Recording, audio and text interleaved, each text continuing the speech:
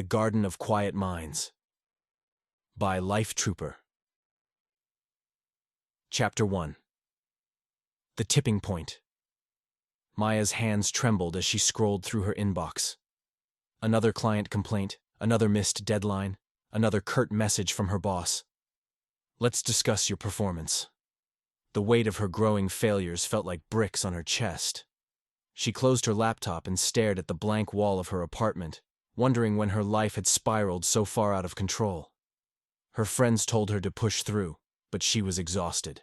Her mother suggested meditation, but the idea felt alien.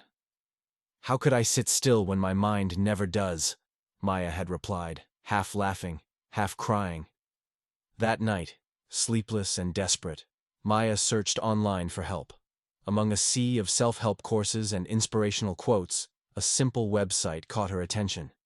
The Garden of Quiet Minds. Discover peace within. Maya clicked. The retreat was in a remote valley, promising mindfulness, self-discovery, and restoring your inner balance. She didn't believe it would work, but the ache in her chest whispered otherwise. Against her better judgment, she booked the weekend retreat. Chapter 2. The Arrival. The retreat was tucked into a secluded valley, surrounded by rolling hills and dense forests. As Maya stepped off the shuttle, the air seemed different, lighter, fresher.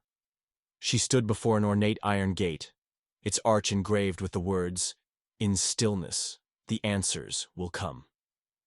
Inside, the retreat was tranquil, almost unnervingly so. The gentle hum of nature replaced the chaos of her city life. A serene figure in white robes approached her, introducing himself as Eli, her guide for the weekend. "Maya," he said, his voice calm but firm. "You're here to tend to your garden." "My garden?" she asked, confused. "Your mind," Eli replied. "Right now, it's overrun with weeds. Together, we'll clear them and plant seeds of peace." Maya frowned. It sounded ridiculous. But what did she have to lose? Chapter 3. Clearing the Weeds. Eli led Maya to a large willow tree, its canopy providing shade from the afternoon sun. He handed her a journal and guided her through a mindfulness exercise. "Close your eyes," Eli instructed. "Imagine your mind as a garden. What do you see?" Maya hesitated before replying. "It's chaotic, overgrown. There are weeds everywhere." Eli nodded. "Those weeds are your thoughts. Self-doubt, guilt, stress. They've taken root because you've ignored them. Now, pull them out."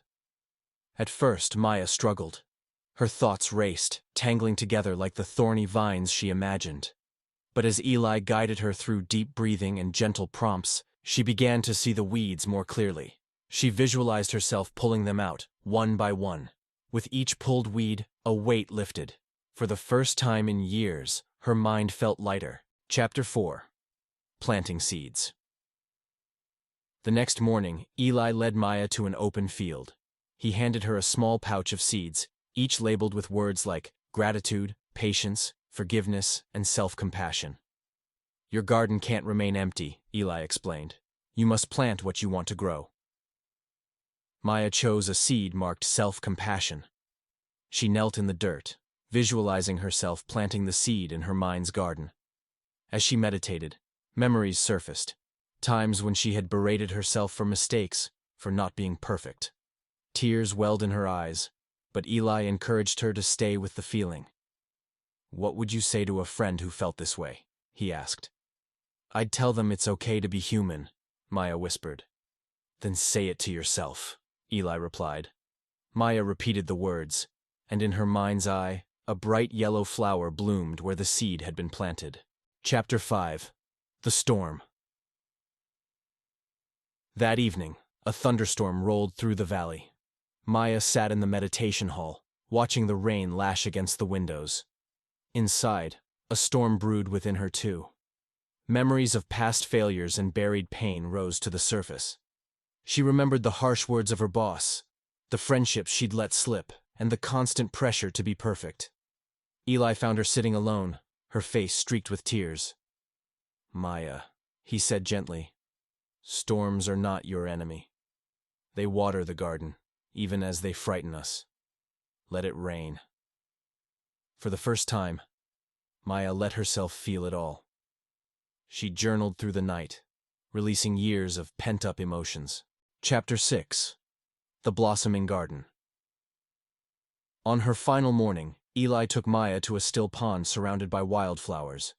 He asked her to look into the water and describe what she saw. "I see peace," Maya said softly. The reflection was of herself, but she seemed lighter, freer. In her mind, she pictured her garden, no longer overrun with weeds but blooming with vibrant flowers. She saw patience, gratitude, and self-compassion thriving. Eli smiled. "Your garden is yours to tend. But remember, it needs daily care." Back in the city, Maya's life hadn't magically changed, but something inside her had shifted. She began her mornings with 5 minutes of mindfulness, visualizing her garden. When work stress mounted, she paused, pulled out her journal, and reminded herself, "I am the gardener of my mind." Her colleagues noticed her calmness.